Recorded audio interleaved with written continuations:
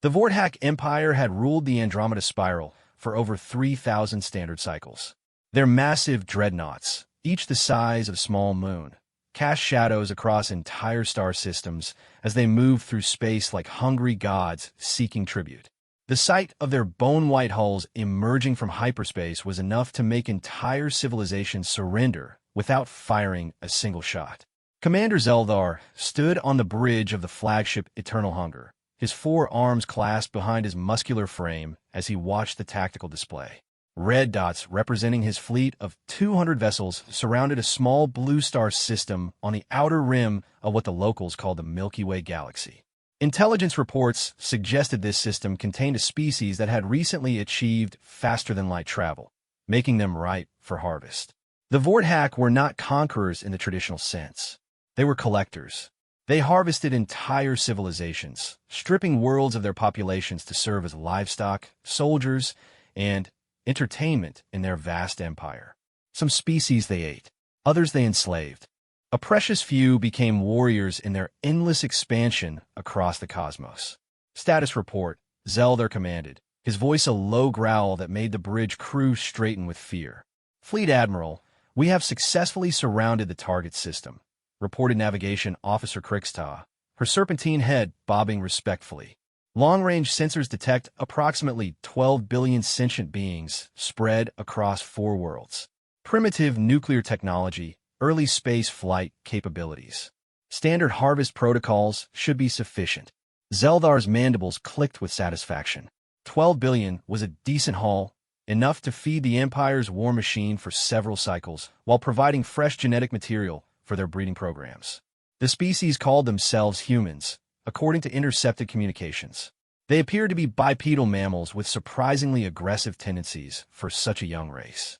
Any unusual defensive capabilities detected? Zeldar asked, though he expected the usual answer. Young species rarely possessed anything beyond crude chemical rockets and fusion bombs. Negative, Fleet Admiral. Standard defensive posture. Some orbital platforms, primitive energy weapons, basic shield technology. Nothing that should pose a threat to even our smallest destroyers. The Vorthak had perfected the art of harvesting over millennia. Their strategy was simple and effective. Arrive in overwhelming numbers, demonstrate superior firepower, and offer the choice between submission or annihilation. Most species chose submission. Those that chose to fight were quickly crushed, their worlds glassed from orbit as an example to others. Begin Phase 1, Zeldar ordered. Transmit the Harvest Declaration. The communications officer, a multi-eyed creature from the Zephyr Nebula, manipulated her console with practiced efficiency. Across all human communication channels, the same message began broadcasting in their primitive languages. Attention, inhabitants of this system. You have been selected for harvest by the Vorthak Empire. You have 1 standard cycle to prepare your populations for collection. Resistance will result in the complete sterilization of your worlds. Compliance will ensure the survival of your species as valuable assets of the Empire. Prepare for harvest. Zeldar expected the usual response. Panic, desperate attempts at negotiation, perhaps a few futile attacks that would be easily brushed aside. Instead, something unprecedented happened. The human response came quickly, broadcast from their homeworld on all frequencies. Unknown vessels. This is Admiral Sarachun of the United Earth Defense Force. Your ultimatum has been received and rejected. We advise you to leave our system immediately. This is your only warning. The bridge fell silent. In 3,000 cycles of harvest operations, no species had ever responded with such direct defiance. Most begged for mercy, so try to bargain. A few simply went silent in terror. None had ever issued a counter-ultimatum to the Vorthak Empire. Zeldar's laugh was like the sound of grinding metal. Remarkable. They actually believe they can resist us. He turned to his tactical officer.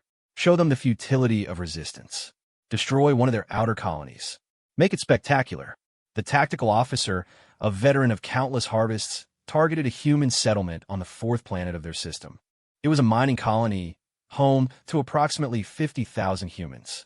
The Eternal Hunger's primary weapon, a planet cracker beam capable of splitting continents, began charging with an ominous hum.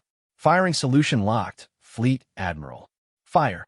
The beam lanced out across space, a column of coherent energy that had shattered the defenses of 100 worlds.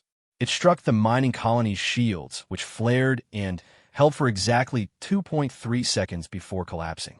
The beam continued downward, carving through the colony's infrastructure like a hot knife through tissue. But something was wrong. The explosion that followed was far larger than it should have been. Instead of a simple colony being vaporized, the entire planet erupted in a chain reaction that sent shockwaves throughout the system. What in the seven hells was that? Zeldar snarled. Unknown, Fleet Admiral. The explosion was approximately 40 times larger than projected. Analyzing, the science officer's tentacles worked frantically across his instruments. Impossible. The entire planet appears to have been artificially destabilized. They turned their mining operation into a massive bomb. Before Zeldar could process this information, proximity alarms began screaming throughout the bridge. The tactical display lit up with dozens of new contacts appearing throughout the system, emerging for what appeared to be empty space. Stealth ships, the tactical officer reported, his voice tight with disbelief. Hundreds of them. They were hidden behind some kind of advanced cloaking technology. Fleet Admiral, they're targeting our support vessels. The first human attack came not from massive dreadnoughts or planet-sized battle stations, but from sleek ships no larger than Vorthack fighters. They moved with impossible speed and agility, striking like silver daggers at the convoy ships carrying the Vorthack's harvesting equipment. But these were no ordinary attacks. The human ships seemed to anticipate every Vorthack maneuver, dancing between defensive fire with an almost supernatural grace. Their weapons, instead of the crude energy blasters expected from a primitive species, were something entirely different. Fleet Admiral, they're not using energy weapons, the tactical officer reported, his voice climbing an octave. They're firing some kind of kinetic projectiles at relativistic speeds. Our shields are rated for energy absorption, not physical impact at those velocities. One by one, Vorthack vessels began taking devastating hits. The humans had somehow weaponized basic physics, accelerating simple metal slugs to significant percentages of light speed. When these projectiles struck Vorthack vessels, they didn't just damage them. They punched clean through multiple decks, causing catastrophic decompression and structural failure. Impossible, Zeldar muttered, watching his fleet take losses for the first time in his military career. They're barely beyond chemical rockets. How are they doing this? The answer came in the form of a direct communication to the Eternal Hunger. The main screen flickered to life, showing a human female in what appeared to be military dress. She was unremarkable by Vorthack standards. No visible natural weapons, no apparent physical advantages, just a bipedal mammal with determination burning in her small eyes. I'm Admiral Sarah Chun, the human said calmly, as if she wasn't addressing the most feared military force in known space. I wanted to personally thank you for the demonstration. You've just proven something we've theorized about for decades. What are you talking about, primitive? Zeldar growled. That advanced civilizations become complacent.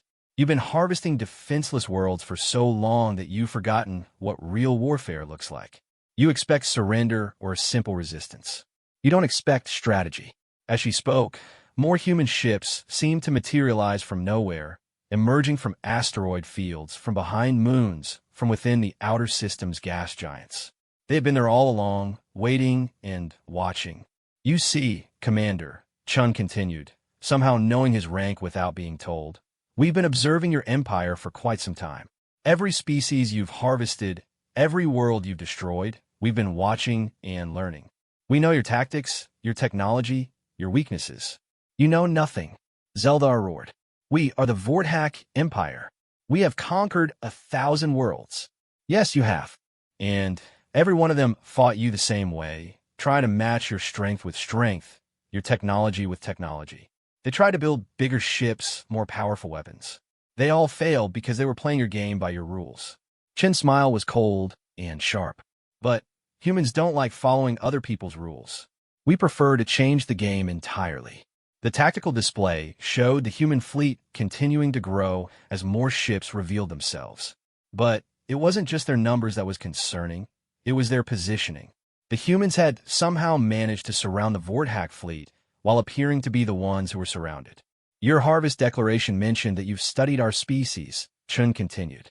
Then, you should know that humans have one particular talent that sets us apart from every other species in the galaxy. We're persistence predators. When we decide to hunt something, we don't stop until it's dead. Zeldar felt something he hadn't experienced in centuries. Uncertainty. The human fleet was still vastly outnumbered, their ships still much smaller than his dreadnoughts. By all logical calculations, the Vorthak Empire should still achieve total victory. But, as he watched the tactical display, seeing his support ships being systematically destroyed by weapons that shouldn't exist, employed by tactics that shouldn't work, against an enemy that shouldn't be able to fight back, he began to understand that logic might not apply to this situation. You wanted to harvest us, Admiral Chin said, her voice carrying across the void between their ships. But I think you misunderstood something fundamental about humanity. We're not prey, Commander. We're not even apex predators. Her image leaned forward, and for the first time in his long military career, Zeldar felt a chill run down his spine. We're persistence predators who became pack hunters. And, right now, you're alone in our territory. The battle that followed defied everything the Vorthak Empire understood about warfare. For 3 millennia, they had perfected the art of overwhelming force. Massive fleets dropping out of hyperspace to crush resistance with superior numbers and technology. Their enemies always fought the same way. Ship against ship, weapon against weapon, trying to match Vorthak might with whatever pitiful defenses they could muster. Humans fought differently. Fleet Admiral, they're not engaging our main battle line, reported Tactical Officer Vexmore, his voice tight with confusion. They're targeting supply ships, communication relays, and command vessels exclusively. Zeldar watched in growing frustration as his carefully organized formation began to dissolve into chaos. The human ships moved like schools of fish, never staying in one place long enough for his gunners to acquire proper targeting locks. When his larger vessels tried to pursue, the humans would lead them into carefully prepared kill zones where asteroids had been hollowed out and filled with explosives. They're not trying to win a battle, Zeldar realized with growing alarm. They're trying to cripple our ability to coordinate. The humans had studied Vorthak battle doctrine with the patience of a species that had spent most of its evolutionary history tracking wounded animals across vast distances. They understood that the Empire's greatest strength, its massive, centralized command structure, was also its greatest weakness. Cut off the head, and the body would thrash around blindly. Captain Maria Santos piloted her stealth fighter through the debris field that had once been a Vorthak communications ship. Her vessel, the persistent Ghost, was barely 30 meters long and carried no shields, no energy weapons, and no armor to speak of. What it did carry was a revolutionary propulsion system that allowed it to accelerate to 20% of light speed in minutes, and a magnetic launcher that could fire tungsten rods with devastating accuracy. Ghost leader to all units, she transmitted on the encrypted channel. Primary communications hub is down. Moving to Phase 2 targets. Remember, hit and run.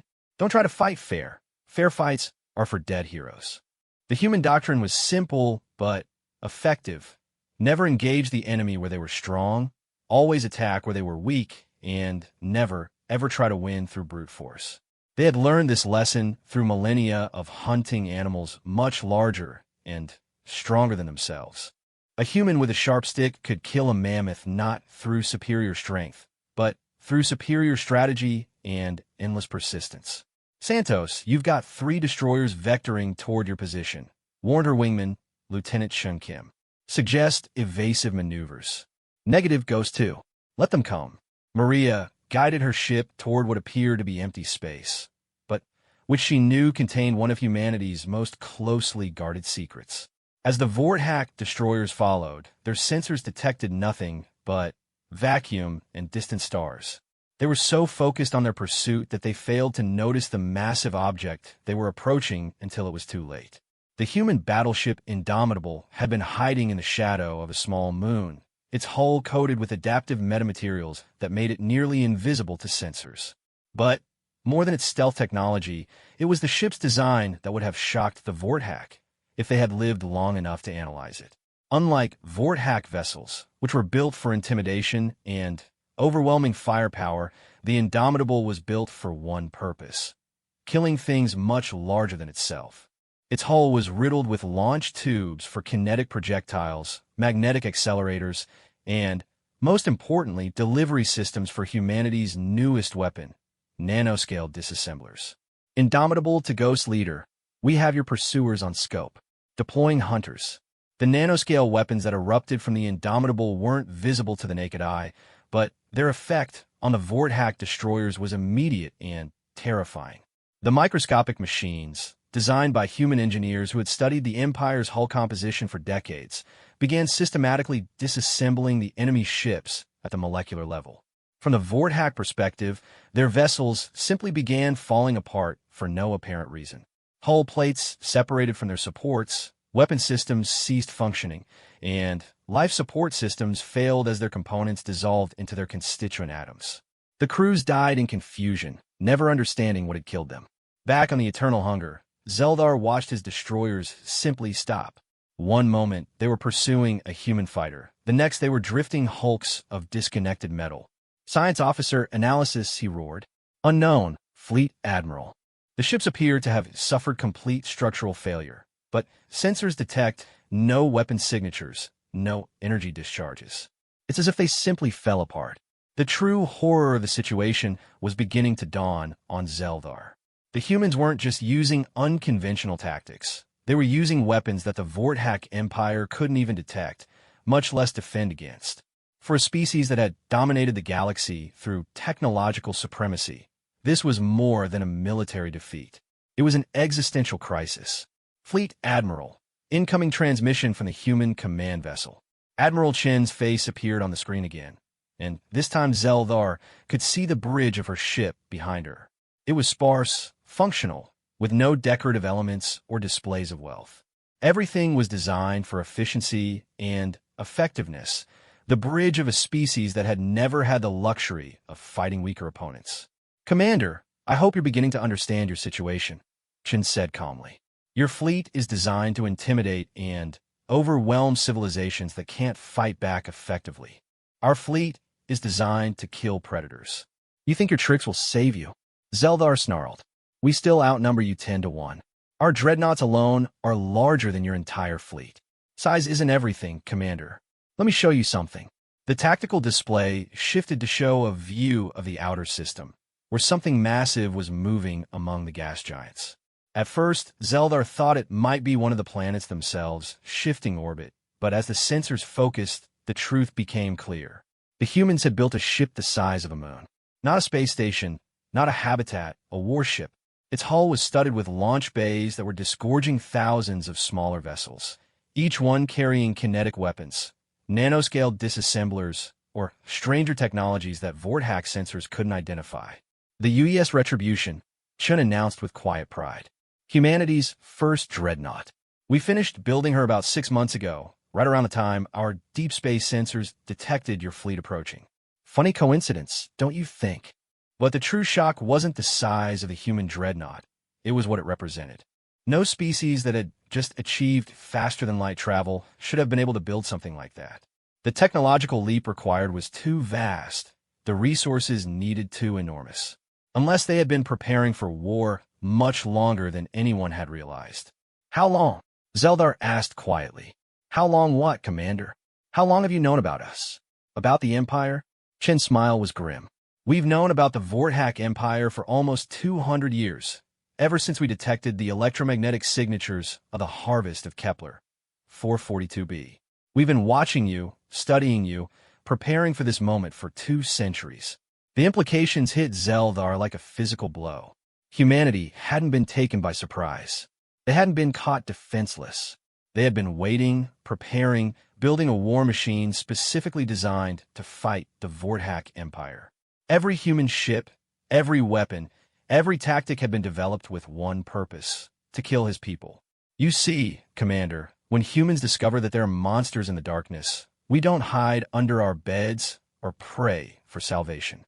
We study the monsters. We learn their weaknesses, and then we build tools specifically designed to kill them. The human fleet was moving now, not in the chaotic swarm that had characterized the initial attack, but in perfect formation. Ships that had seemed randomly scattered across the system were revealing themselves to be part of a complex, pre-planned maneuver. They had been herded, Zeldar realized. The entire Vorthack fleet had been subtly guided into position without even realizing it. Your apex predators, Chen continued. Very impressive against herbivores and scavengers. But you've never faced another apex predator before, have you? You've never fought something that evolved to kill predators. The first wave of human attacks have been probing strikes, designed to test Vorthack responses and defenses. The second wave had been tactical strikes, targeting command and control systems. But the third wave, now approaching from all directions, was something else entirely. Fleet Admiral, they're launching projectiles from extreme range, the tactical officer reported. Thousands of them. Too many to intercept. But these weren't the kinetic weapons the humans had used before. As the projectiles approached, they began to unfold, revealing themselves to be something far more sophisticated. Each one was a miniature spacecraft, carrying its own sensors, propulsion, and targeting systems. They moved with the coordination of a hive mind, adjusting their approach vectors in real time to avoid defensive fire. Smart munitions, the science officer reported with growing terror. Each projectile is an autonomous weapon system. They're learning our defensive patterns and adapting. Zeldar watched in fascination and horror as the human weapons demonstrated capabilities that shouldn't have been possible for a species that had barely left its home system. These weren't the crude weapons of a primitive civilization. They were the products of a war machine that had been preparing for this specific conflict for generations. The autonomous weapons reached the Vorthack fleet and began their work. Instead of trying to destroy the massive dreadnoughts through brute force, they targeted specific systems with surgical precision. Engine components, weapon systems, life support. Each projectile knew exactly what it needed to destroy to cripple its target. Within minutes, half of Zeldar's fleet was dead in space, their crews trapped in disabled vessels that had become floating coffins. "Commander," Admiral Chen said, her voice cutting through the chaos on the bridge, "I'm going to offer you something that your empire has never offered any of its victims. A choice." Zeldar turned to face the screen, his forearms trembling with rage and fear. "Surrender now, and your crews will be taken prisoner. You'll be treated according to what humans call the laws of war.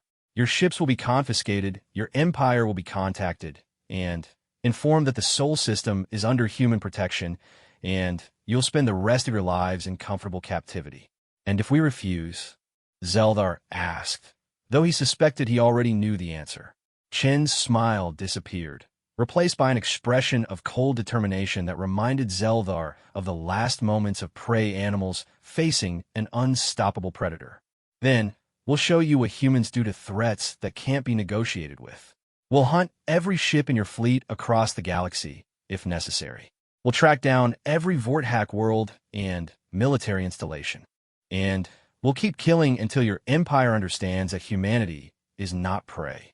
The bridge fell silent except for the sound of systems failing as human weapons continued their methodical destruction of the Vorthack fleet. "You have 60 seconds to decide, Commander. After that, the offer is withdrawn permanently." 60 seconds stretched into eternity aboard the bridge of the Eternal Hunger. Around Zeldar, his crew watched their instruments with growing despair as more Vorthack vessels fell silent. The humans weren't just winning. They were demonstrating a level of technological and tactical sophistication that challenged everything the Empire understood about civilization development. "Fleet Admiral," whispered Communications Officer Yithare, her normally steady voice cracking with fear. "The Blood Tide and Savage Glory have just gone dark. That makes 47 vessels destroyed or disabled." Zeldar's mandibles clicked rapidly, a sign of extreme agitation. In 3,000 years of conquest, the Vorthack Empire had never lost more than a handful of ships in any engagement. The idea of losing nearly a quarter of his fleet to a species that shouldn't have been able to scratch their hull plating was beyond comprehension. "Admiral Chun," he said finally, forcing his voice to remain steady, "your 60 seconds are not yet complete. I have questions." The human admiral studied him through the transmission with those small, predatory eyes. "Ask them quickly, Commander." My weapons are still targeting your vessels. Ow! The word came out as a growl. How does a species barely capable of interplanetary travel possess weapons that can disable Vorthack dreadnoughts? Chen's expression softened slightly, as if she understood the existential crisis Zeldar was experiencing. Because we didn't develop them after achieving spaceflight, Commander. We developed them before. Everything you're seeing today, the weapons, the tactics, the ships, it's all the product of a 200-year military research program with one specific goal: defending Earth from the Vorthack Empire. Impossible. No species develops this level of technology while confined to a single world. No species has ever had to, Chen replied. But humans are very good at doing impossible things when our survival depends on it. When we detected the electromagnetic signatures of your harvests, we made a collective decision as a species. We would either develop the capability to defend ourselves, or we would die trying. The tactical officer interrupted with an urgent report. Fleet Admiral, long-range sensors are detecting massive energy signatures approaching from the outer system. Multiple contacts, classification unknown. On the main display, new icons began appearing. Dozens of them, moving at velocities that pushed the limits of what was physically possible. As they drew closer, their nature became clear. These weren't ships in any traditional sense. They were weapons platforms, each one designed around a single massive weapon system.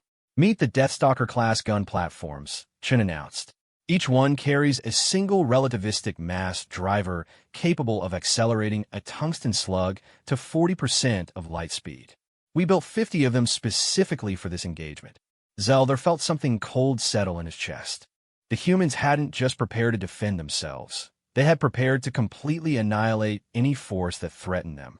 The approaching weapons platforms represented a level of dedicated military preparation that bordered on the fanatical. You turned your entire species into a war machine, he said with something approaching awe. Not our entire species, Commander, just the parts necessary to kill you. The horrifying truth was beginning to dawn on Zeldar. Humanity hadn't just achieved faster-than-light travel recently. They had achieved it decades ago and kept it secret while they prepared for war. Every human ship in the system, every weapon, every tactical doctrine had been developed with one purpose: to fight and defeat the Vorthack Empire. You want to know the real difference between humans and every other species you've harvested? Shun continued. When they discovered you existed, they tried to hide. They built defenses and hoped you wouldn't notice them. But humans? When we found out there were monsters in the dark that fed on intelligent life, we decided to become bigger monsters. The Deathstalker platforms were almost in range now, their massive guns tracking toward the largest Vorthack vessels. Zeldar could see the power readings building as they prepared to fire. A single shot from one of those weapons would completely destroy even his flagship. 30 seconds remaining, Commander. But Zeldar was no longer listening to the countdown. He was thinking about the implications of what he was seeing. If humans had been preparing for this confrontation for 2 centuries, if they had built their entire technological advancement around the goal of fighting the Vorthack Empire, then this engagement was more than just a battle. It was the culmination of humanity's emergence as a galactic power. What happens after? He asked quietly. After what, Commander? After you destroy my fleet. After you demonstrate that the Vorthack Empire can be defeated.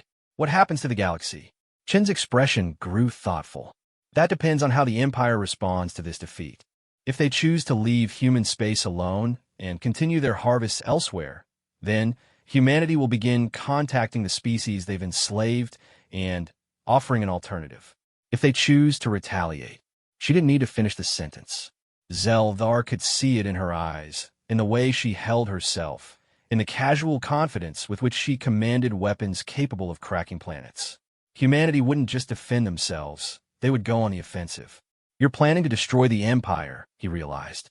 We're planning to free every species you've enslaved and end your harvest permanently.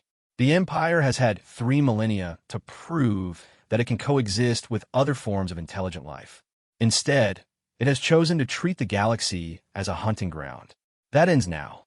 The tactical display showed the human fleet repositioning again, not for attack, but for something more complex.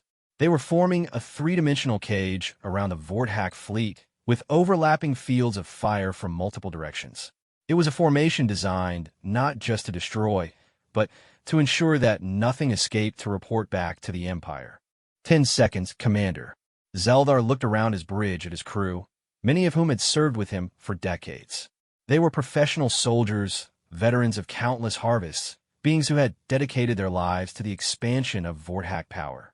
They deserved better than to die in a futile gesture of defiance against an enemy that had outthought and outprepared them at every level. Admiral Chun, he said formally, his voice carrying across the void between their ships. The Vorthak 47th Harvest Fleet surrenders to human forces. The relief on his bridge was palpable, but Zeldar noticed that Chin's expression didn't change. If anything, she looked more serious than before. Commander, before I accept your surrender, I need you to understand what it means. Your ships will be confiscated and reverse-engineered. Your crews will be interrogated to gather intelligence about Vorthak military capabilities and the locations of enslaved species. This information will be used to plan military operations against the Empire. You're asking me to betray my own people. I'm asking you to choose between loyalty to a regime that treats sentient beings as livestock and helping us free billions of enslaved beings across the galaxy. The choice is yours, but you need to make it with full knowledge of the consequences. Zeldar was quiet for a long moment, thinking about the harvests he had overseen, the civilizations he had helped destroy, the countless beings who had died to feed the Empire's endless hunger for expansion. For the first time in his military career, he was being offered the chance to be something other than a monster. I accept your terms, Admiral Chun. Very well. Prepare your fleet for boarding. Any ship that attempts to flee or resist will be destroyed without warning. Any crew member who attempts sabotage will be dealt with according to human military law. As human boarding ships approached the Vorthak fleet, Zeldar found himself thinking about what would come next.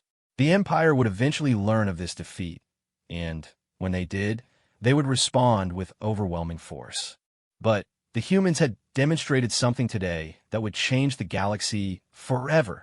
They had proven that the Vorthak Empire could be beaten. Commander, Chin said, her voice softer now that the immediate threat of battle had passed. I want you to know that what happened here today wasn't personal. Humans don't hate the Vorthak species, but we will not tolerate any force that threatens the freedom of intelligent life. And will my people? Will the Empire? That depends on whether they're willing to change. The galaxy is large enough for multiple apex predators, Commander, but only if they're willing to hunt something other than intelligent life. Through the viewports, Zeldar could see the human dreadnought Retribution moving closer, its massive bulk blotting out the stars. On its hull, he could make out weapons systems and launch bays that suggested capabilities far beyond what they had demonstrated today. This battle had been a test, he realized. Humanity had held back, using only the minimum force necessary to achieve victory. The real question was, what would they be capable of when they stopped holding back? As human marines began boarding the Eternal Hunger, Zeldar prepared himself for the interrogation that would come. He would tell them everything he knew about the Empire's defenses, about the locations of enslaved worlds, about the military capabilities that would be brought to bear against humanity. Because for the first time in 3,000 years, something had appeared in the galaxy that was more dangerous than the Vorthak Empire. And that something was very, very angry about what the Empire had been doing to its neighbors. The aftermath of humanity's first victory against the Vorthak Empire rippled across the galaxy faster than light itself. Within days of the battle, encrypted human transmissions reached the enslaved worlds of a dozen different species, carrying a message that many had thought they would never hear. The monsters could be defeated. Dr. Elena Vasquez stood in the interrogation chamber aboard the human dreadnought Retribution, studying the psychological profile of former Fleet Admiral Zeldar. As humanity's leading xenopsychologist, she had been tasked with understanding not just what the Vorthak knew, but how they thought, what drove them, and, most importantly, what would make them stop their endless harvesting of intelligent life. "You seem troubled, Admiral," she said to the massive alien seated across from her. The Vorthak leader had been surprisingly cooperative during his debriefing, providing detailed information about Empire fleet compositions, tactical doctrines, and the locations of dozens of enslaved worlds.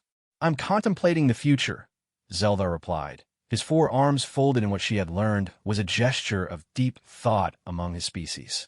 My people have ruled the galaxy through fear and superior technology for 3 millennia. Now they face an enemy that appears to surpass them in both areas. Elena nodded to Jehashfuli. The intelligence gathered from Zeldar and his crew had revealed the true scope of the Vorthak Empire. Over 3,000 inhabited systems, with a combined population of nearly 2 trillion beings. Of those, fewer than 100 billion were actually Vorthak. The rest were enslaved species, forced to serve as laborers, soldiers, or food.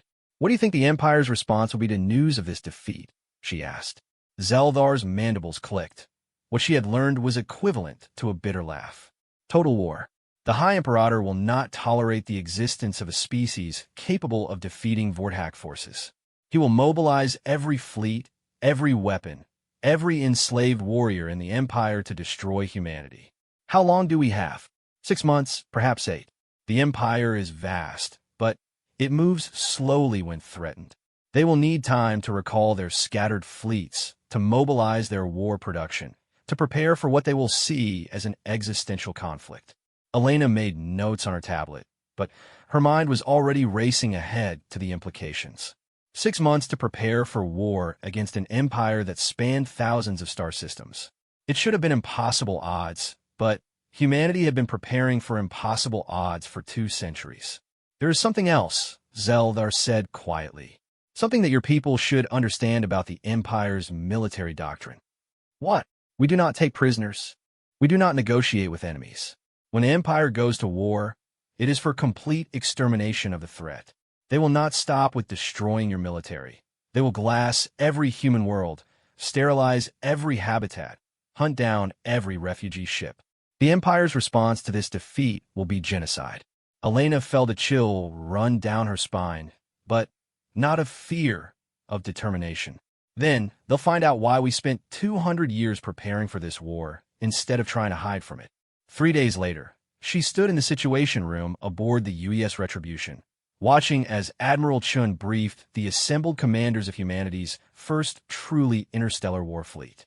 The room was filled with the best military minds humanity could produce, veterans of the Mars colonial wars, survivors of the asteroid belt conflicts, and a new generation of officers who had been trained specifically for this moment. Intelligence gathered from the captured Vorthak fleet has confirmed our worst-case scenarios, Chen announced. The Empire will respond to our victory here with overwhelming force. Conservative estimates suggest they'll bring at least 10,000 capital ships, supported by hundreds of thousands of smaller vessels and millions of enslaved soldiers. A murmur ran through the assembled officers. Even for a species that had spent 2 centuries preparing for war, those numbers were sobering. However, Chun continued, we now have detailed intelligence on their ship designs, tactical doctrines, and, most importantly, the locations of their enslaved populations. We're not just fighting a defensive war anymore. We're fighting a liberation campaign. The main display shifted to show a 3-dimensional map of local space, with red markers indicating confirmed Vorthak positions and blue markers showing the locations of enslaved worlds. There were hundreds of blue markers representing billions of potential allies if they could be freed from Vorthak control. Phase 1 of Operation Deliverance begins in 72 hours, Chen announced. 12 human fleets will simultaneously attack Vorthak positions in this sector, with the primary objective of liberating enslaved populations and capturing Empire vessels for reverse engineering. Captain Sarah Kim, commander of the stealth destroyer Silent Hunter, raised her hand. Admiral, what about the enslaved soldiers? Intelligence suggests that many of the Empire's military units are composed of conquered species. That's where our psychological warfare specialists come in, Chen replied. Dr. Vasquez, would you care to explain? Elena stepped forward, activating a holographic display that showed examples of Vorthak slave soldiers. They were a variety of species, all modified with cybernetic implants that controlled their behavior and suppressed their natural instinct for freedom. The Vorthak control their enslaved soldiers through a combination of cybernetic implants and psychological conditioning, she explained. However, our research has identified critical vulnerabilities in their control systems. We've developed electronic warfare packages that can disrupt the implants, potentially freeing thousands of enslaved beings during each engagement. The implications were staggering. If humanity could turn the Empire's own slave armies against them, the numerical advantage that seemed so overwhelming would disappear virtually overnight. But there's more, Elena continued. Our analysis of Vorthack psychology suggests that they are fundamentally unprepared for a multi-front campaign where their authority is systematically undermined. They've ruled through fear and superiority for so long that they have no doctrine for dealing with widespread rebellion among their subject species. Commander James Park of the assault carrier Unconquered leaned forward. You're saying that liberating a few worlds could trigger a galaxy-wide uprising? I'm saying that liberation of a few key worlds, combined with the right propaganda campaign, could cause the Empire to collapse from within while they're trying to fight us from without. Admiral Chun smiled grimly. Which brings us to Phase 2 of Operation Deliverance. While our fleets engage Empire forces in open battle, our special operations teams will be infiltrating major slave worlds to establish resistance networks and distribute the technology needed to disrupt Vorthack control systems. The scale of what humanity was attempting was breathtaking. They weren't just planning to defend themselves from the Vorthack Empire. They were planning to systematically dismantle 3 millennia of galactic tyranny. Admiral, asked Commander Lisa Rodriguez of the battleship Nemesis, what about the Vorthack homeworld? If we're talking about total war, shouldn't we be planning to strike at their center of power? Chen's expression grew serious. That's Phase 3, assuming Phases 1 and 2 are successful. The Vorthack homeworld is the most heavily defended system in the Empire, surrounded by automated defense platforms and protected by their most elite fleets. But intelligence suggests that it's also where they keep their most valuable slaves, the scientists and engineers from conquered species who maintain their technological advantage. A rescue mission, Elena realized. Free the enslaved scientists, and the Empire loses its ability to maintain and develop new technology. Exactly, but that's a problem for later. Right now, we need to focus on surviving the next 6 months and proving to the galaxy that the Vorthack Empire can be beaten consistently, not just once. The meeting continued for several more hours as detailed operational plans were refined and contingencies discussed. But Elena found her mind wandering to a conversation she had had with Zeldar the previous day. The former Vorthack admiral had told her something that she hadn't included in her briefing, something that had kept her awake every night since. According to Zeldar, there were rumors within the Empire of weapons so terrible that even the Vorthack feared to use them. Starkillers that could cause suns to go nova, planet crackers that could shatter worlds from the inside out, and something called the Final Harvest that could strip all life from an entire solar system. If the Empire truly felt threatened enough, if they believed that humanity posed an existential threat to their civilization, they might choose to use those weapons regardless of the collateral damage to their own enslaved populations. But as Elena looked around the room at the assembled officers, men and women who had dedicated their entire lives to this moment, who had spent decades studying alien psychology and technology and warfare, she felt a grim satisfaction. The Vorthack Empire might have weapons of unimaginable destruction, but humanity had something more powerful: the absolute refusal to accept slavery as the natural order of the galaxy. In 6 months, when the Empire's full fury descended upon the Sol system, they would learn the difference between fighting scattered, unprepared civilizations and fighting a species that had spent 2 centuries preparing for exactly this war. The meeting concluded with Admiral Chen's final words: "Ladies and gentlemen, we stand at a crossroads not just for humanity, but for every intelligent species in the galaxy. In 6 months, we either prove that freedom is stronger than tyranny, or we die in the attempt. I know which outcome I prefer." As the officers filed out to begin preparations for humanity's first interstellar liberation campaign, Elena remained behind to study the star charts one more time. Somewhere out there, on hundreds of worlds scattered across thousands of light years, enslaved beings were waiting for rescue they didn't even know was coming. The Vorthack Empire had made one crucial mistake in their assessment of humanity. They had assumed that humans would fight like every other species they had conquered, trying to protect themselves while ignoring the suffering of others. They were about to learn that humans didn't just fight for themselves. When humans went to war, they went to war for everyone who couldn't fight back. And that, Elena reflected as she watched preparations begin for humanity's transformation from a single system species into a galactic liberation force, was going to make all the difference. 6 months after the first human victory, the galaxy was no longer the same place. What had begun as a single desperate battle in the Sol system had exploded into a full-scale galactic war that challenged the very foundations of the Vorthak Empire. Admiral Sarah Chun stood on the bridge of the UES Liberation, humanity's newest and most advanced dreadnought, watching the tactical display as Phase 3 of Operation Deliverance entered its final stage. Around her, holographic screens showed the status of battles across 50 star systems, each one a piece in a larger puzzle of galactic freedom. Admiral, we're receiving confirmation from Task Force Gamma, reported Communications Officer Lieutenant Commander Jackson. The Kepler 438 system has been liberated. Approximately 4 million Zephyrian slaves have been freed, and their underground resistance has provided us with detailed intelligence on Empire fleet movements in the Outer Rim territories. Chun nodded, making a note on her command tablet. The Zephyrians were the 18th species to be liberated from Vorthak control, and, like each of the others, they had proven eager to join humanity's growing coalition. The Empire's greatest strength, its vast slave population, was rapidly becoming its greatest weakness as world after world chose freedom over subjugation. What's the status of the jamming operation? Chun asked. Extremely successful, Admiral. Our electronic warfare specialists have successfully disrupted Vorthak control implants on over 60% of their slave soldiers. Most are surrendering immediately once their free will is restored. The remainder are actively joining our forces.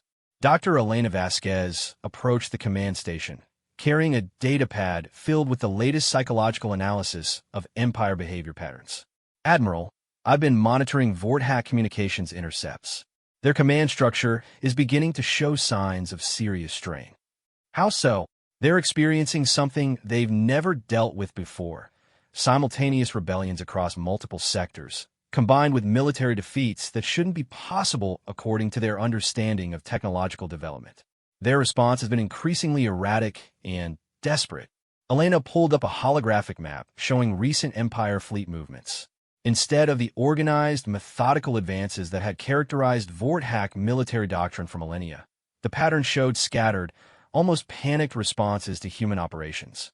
They're making strategic mistakes, Chun observed, overcommitting to minor engagements, leaving key systems underdefended. Exactly. And, more importantly, they're starting to execute their own officers for failing to achieve impossible objectives.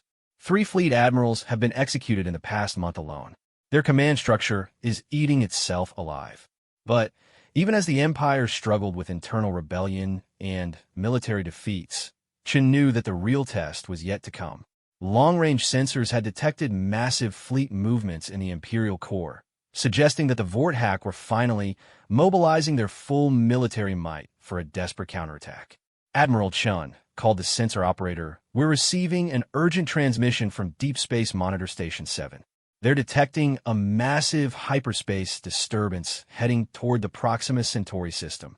Chun felt her stomach tighten. Proxima Centauri was humanity's first interstellar colony, home to over 50 million people and serving as the forward command post for the Liberation Campaign. If the Empire was targeting it specifically, they weren't just trying to win the war, they were trying to make a statement. Size and composition of the incoming fleet? She asked, though she dreaded the answer.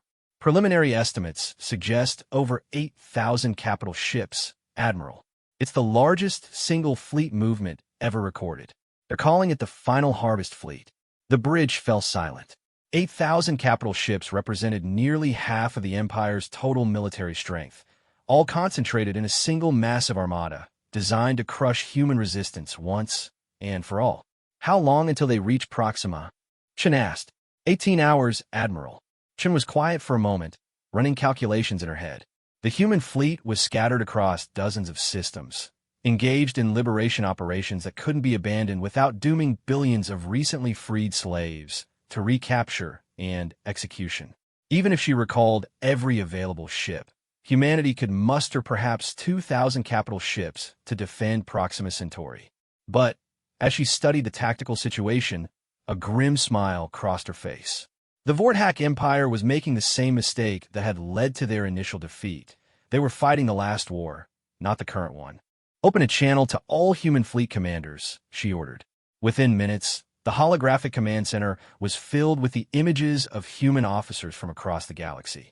Captain Santos of the Stealth Destroyer Squadron, Admiral Kim commanding the Liberation fleets in the Outer Rim, Commander Rodriguez leading the Special Operations Groups. All of humanity's military leadership connected by quantum entanglement communication systems. "Ladies and gentlemen," Chun announced, "the Empire has just committed its remaining military strength to a single decisive battle. They're bringing 8,000 ships to Proxima Centauri, expecting to crush our main fleet and break the back of human resistance. Admiral, our fleet can't stand against those numbers in a conventional engagement," Admiral Kim pointed out. "You're absolutely right," Chun agreed, "which is why we're not going to fight them conventionally. We're going to do what humans do best. We're going to change the rules of the game entirely." She gestured to the tactical display, which shifted to show not just the approaching Empire fleet, but the entire Imperial Core region. While the Empire has been gathering their final harvest fleet, our intelligence networks have identified something crucial. In order to concentrate this much military power, they've stripped the defenses from over 40 core systems, including the Vorthak homeworld itself. The implications hit the assembled commanders immediately. The Empire had created an opportunity that might never come again. "Operation Endgame," Chun announced.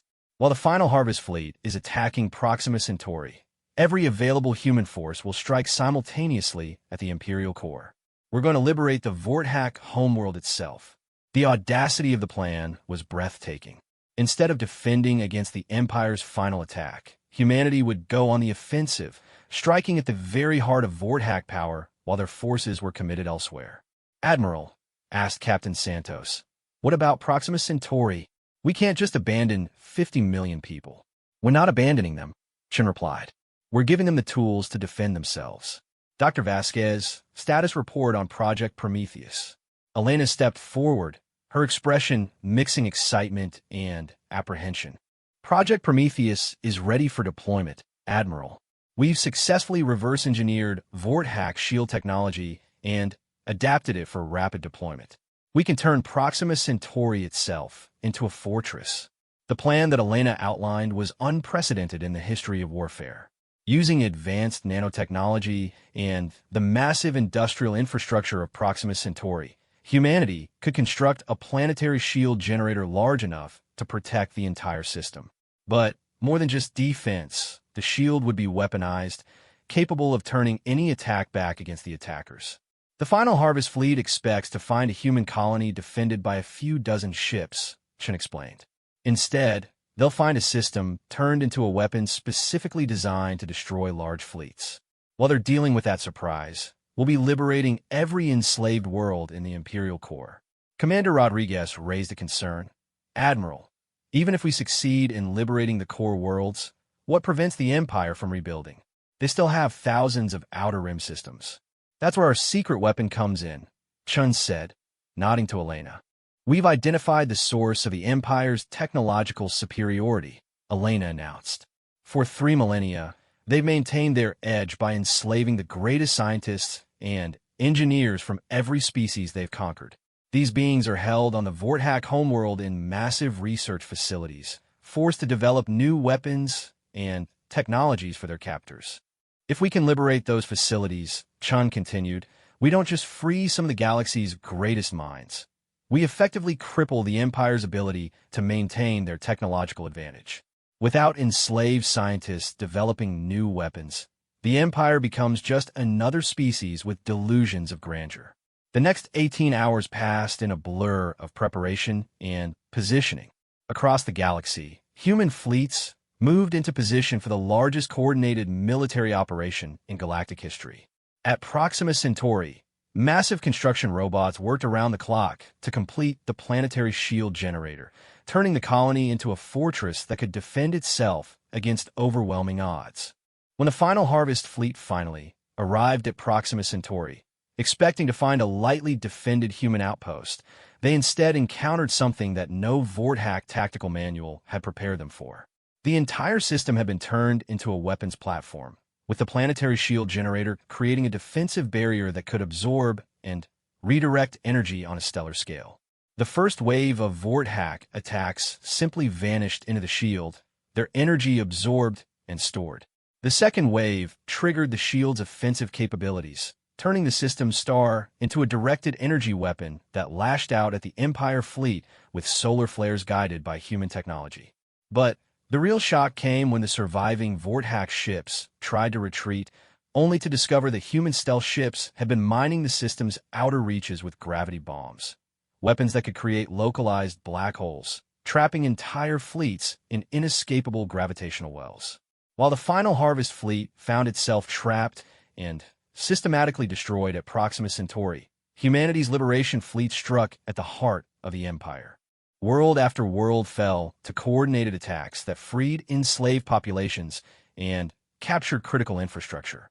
The Vorthack homeworld itself, defended by only a skeleton force, surrendered after human forces demonstrated their ability to turn off the planet's life support systems.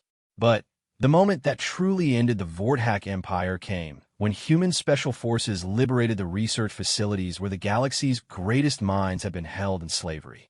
As thousands of brilliant scientists and engineers from dozens of species regained their freedom, they made a collective decision that would reshape the galaxy. Dr. Elena Vasquez stood in the main laboratory of what had once been the Empire's primary research facility, watching as liberated scientists from across the galaxy worked together for the first time in millennia. Beings who had been forced to develop weapons of oppression were now collaborating to create technologies of liberation.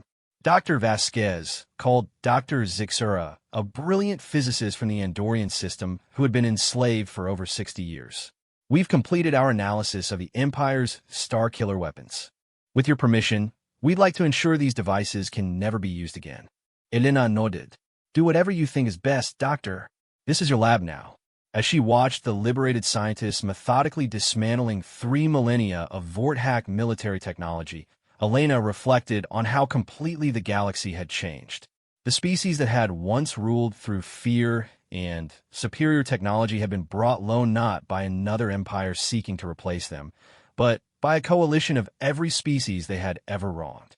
The final message sent to the scattered remnants of the Vorthack Empire came not from Admiral Chun or any human commander, but from the newly formed Galactic Liberation Council, a coalition of every species that had been freed from Vorthack rule. To the remaining forces of the former Vorthack Empire, the message began, "You have lost not just a war, but the right to claim superiority over any other form of intelligent life. Your era of galactic tyranny is over. Any former Empire forces that choose to surrender will be offered citizenship in the new Galactic Federation. Those who choose to continue fighting will be hunted down by every free species in the galaxy." The message was signed by representatives of 47 different species, but it was humanity that had made it all possible, not through superior technology or overwhelming force, but through the simple recognition that freedom was worth fighting for, no matter the odds. As Admiral Chun stood on the bridge of the Liberation, watching the last Vorthack stronghold surrender across the galaxy, she thought about the journey that had brought them to this moment. 2 centuries of preparation, years of careful planning, and months of desperate fighting had transformed humanity from a single-system species into the catalyst for galactic liberation. The Vorthack Empire was finished. Its reign of terror ended not by another apex predator seeking to replace it, but by something far more dangerous, the idea that no being had the right to enslave another. And as word of the Empire's defeat spread to every corner of the galaxy, other species who had never been touched by Vorthack oppression began to take notice. Humanity had proven that even the most powerful tyranny could be brought down by those willing to fight for freedom. The galaxy would never be the same again.